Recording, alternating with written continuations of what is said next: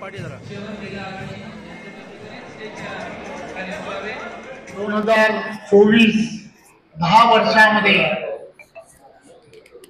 अशा असंख्य कार्यकर्त्यांनी दिल्या गेलेला वेळ आणि या सगळ्यामुळेच खरं तर देशाचे पंतप्रधान नरेंद्र मोदीजी आणि त्याचबरोबर महाराष्ट्रातील आपलं नेतृत्व देवेंद्रजी यांनी सगळ्यांनी केलेली सत्तेविना संघर्ष आणि सत्तेत असताना जनसामान्यांच्या हिताचे असणारे निर्णय या सगळ्या गोष्टींची एकत्रपणे असणारी बेरीज ही आज तुम्हाला आम्हाला सर्वांना मतांच्या रूपाने तुम्हाला आम्हाला सर्वांना दिसतंय। भारतीय जनता पार्टी 50% वरती मतांचा टक्का वाढलेला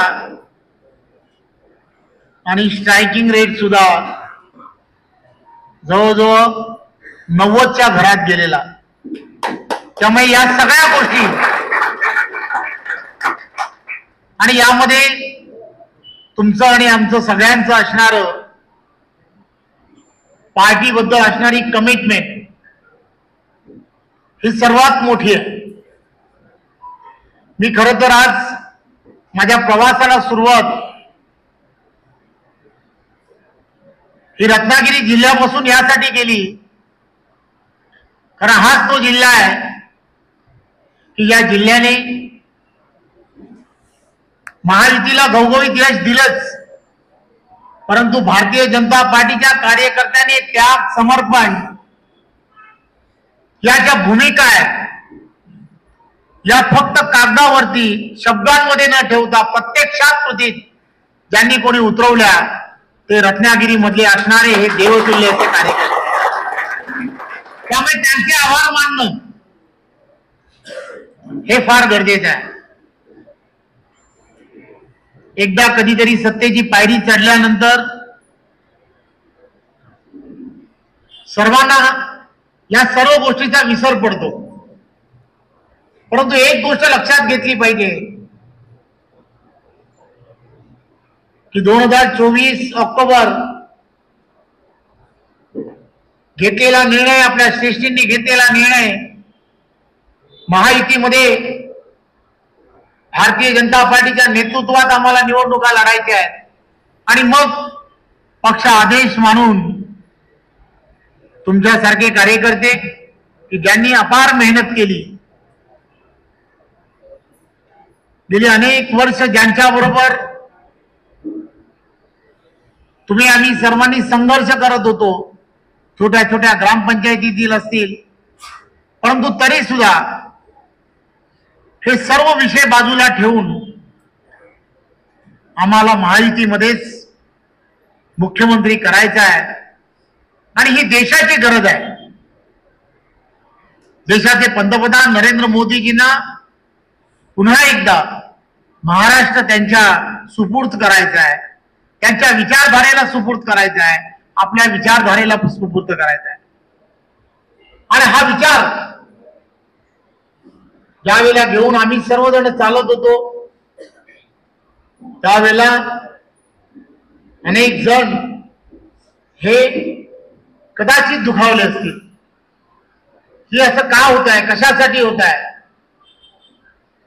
परंतु आपल्याकडे आपल्या पक्षामध्ये एक पद्धत आहे, ठरलं तर कुठे ठरलंय हे विचारत नाही आणि तेवढंच मनात ठेवून आपण सर्व कार्यकर्त्यांनी जी अपार मेहनत घेतली,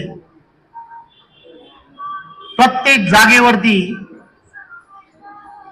प्रत्येक त्या गावामध्ये, खेड्यामध्ये, वस्तीमध्ये जसं ज्याला जमलं तशा पद्धतीने कार्यकर्त्यांनी केलेल्या मेहनतीचं फळ हे महायुतीला मिळालं आणि स्वाभाविकपणे भारतीय जनता पार्टी सुद्धा त्याच पटीने तुम्हाला आम्हाला सर्वांना वाढताना दिसले। आज भारतीय जनता पार्टी भारतीय जनता पार्टीचं नेतृत्व यांनी घेतलेली मेहनत आणि त्या मेहनतीमुळेच आज जे तुम्हाला आम्हाला सर्वांना रिझल्ट पाहतोय. तुम्ही आम्ही सर्वजण ज्यावेळेला टीव्हीवरती हे सर्व पाहत होतो त्यावेळेला गर्वाने तुमची आमची छाती फुगताना तुम्ही आम्ही सर्वांनी पाहिली. देवेंद्रजींच्या नेतृत्वात मान अपमान सुद्धा आम्ही फार पाहिला. परंतु आता सुगीचे चांगले दिवस आहेत, सत्तेचे दिवस 5 वर्ष आहेत. म्हणजे आपणा सर्व कार्यकर्त्यांना विनंती आहे की तुम्ही आम्ही सर्वांनी एक गोष्ट लक्षात घ्या, एक संघ राहणं ही काळाची गरज आहे. भारतीय जनता पार्टीमध्ये गटातटाचं राजकारण करू नका, आपल्या पक्षामध्ये गटातटाचं राजकारण करू नका. माझी हात जोडून विनंती आहे, जर आपण सर्व एक संघ राहिलो, आपल्यामध्ये जर असं काही राहिलं नाही तर मी तुम्हाला खात्रीने सांगतो की रत्नागिरी जिल्हा सुद्धा हा येणाऱ्या काळामध्ये जसा रायगड, जसा सिंधुदुर्ग, जसा ठाणा, जसा पालघर त्याच पद्धतीने रत्नागिरी सुद्धा झाल्या. हे नेत्यांच्या हातात नाहीये, हे नेता सगळं करू शकत नाही. हे सर्व करण्याची ताकद आणि क्षमता कोणामध्ये आहे तर मेहनत करणाऱ्या या छोट्या कार्यकर्त्यामध्ये आहे. तुम्ही आणि आम्ही सर्वांनी ठरवलं की होय आम्हाला त्या दिशेने जायचं आहे तर ते सहजपणे शक्य आहे. मी तुम्हाला खात्रीने सांगतो की हे करणं आणि हे अनुभवणं तुम्हाला आम्हाला सर्वांना या 5 वर्षात अनुभवायचं आहे. या 5 वर्षात अनुभवायचं याचा अर्थ असा आहे की आम्ही आमच्या पुढच्या पिढीला काय देतो हे फार महत्वाचं आहे. आमच्या पुढच्या पिढीला आम्हाला चांगलं भविष्य पक्षाचं देणं गरजेचं आहे. आणि म्हणून या सगळ्या गोष्टी बाजूला ठेवणं गरजेचं आहे. कुणाला तरी ग्रामपंचायतीचं सदस्य व्हायचं असेल, कुणाला तरी जिल्हा परिषदेचं सदस्य व्हायचं असेल, कोणाला तरी पंचायत समिती व्हायचं असेल, कोणाला नगरसेवक, कोणाला नगराध्यक्ष व्हायचं असेल. परंतु हे एक गोष्ट लक्षात घ्या, विचार करत असताना पक्षाला कुठे नुकसान होणार नाही याची पूर्ण दखल घ्या. स्पर्धा ही असलीच पाहिजे. स्पर्धा ही असल्याशिवाय स्पर्धेमध्ये तुम्हाला आम्हाला सर्वांना जिंकता येत नाही. परंतु ती स्पर्धा कशी असली पाहिजे तर ती आपल्यामध्ये नको. आपली स्पर्धा जी आहे ती विरोधकांबरोबर असली पाहिजे. आपली स्पर्धा ही आपल्या विरोधात असणाऱ्या लोकांबरोबर असली पाहिजे. हा विचार कुठेतरी करणं अत्यंत गरजेचं आहे. माझे आपणा सर्वांना विनंती आहे की तुम्ही आम्ही सर्वजण या गोष्टीचा विचार जर आज केला आणि या गोष्टीचा संकल्प करून जाणं अत्यंत गरजेचं आहे. तुमच्यासारखे सक्षम कार्यकर्ते, सक्षम पदाधिकारी या रत्नागिरीमध्ये आहेत. मला खात्री आहे की हा रत्नागिरी जिल्हा हा तुम्ही आम्ही सर्वजण या ताकदीवरती सहजपणे जिंकू शकतो. आम्हाला आमची ताकद, आमची क्षमता, आम्हाला दुसऱ्यांची तुलना करायची गरज नाही. कोण मोठा आहे कोण छोटा आहे याची तुलना करू नका. आम्हाला जे संघाने शिकवलं आहे की आम्हाला कोणाची रेष पुसायची गरज नाही. आपली जी रेष आहे ना तिलाच मोठं करायचं आहे. ती एवढी मोठी करा की मग सगळं सोपं आहे. आणि म्हणून मी आपणा सर्वांना पुन्हा एकदा मी आपल्या सर्व रत्नागिरीमधील असणाऱ्या दोन्ही जिल्ह्यामधील कार्यकर्ते, पदाधिकारी या सर्वांचे खूप खूप आभार मानायला आलो आहे की तुमच्या असणाऱ्या त्यागात आणि समर्पणातूनच आणि तुमच्यासारख्या असणाऱ्या असंख्य महाराष्ट्रातील अशा कार्यकर्त्यांमुळेच की ज्या कार्यकर्त्यांनी पक्ष आदेशाबरोबर राहणं पसंत केलं, यांच्यामुळेच आज महायुतीचा हा जो विजय आहे हा विजय शक्य झालाय.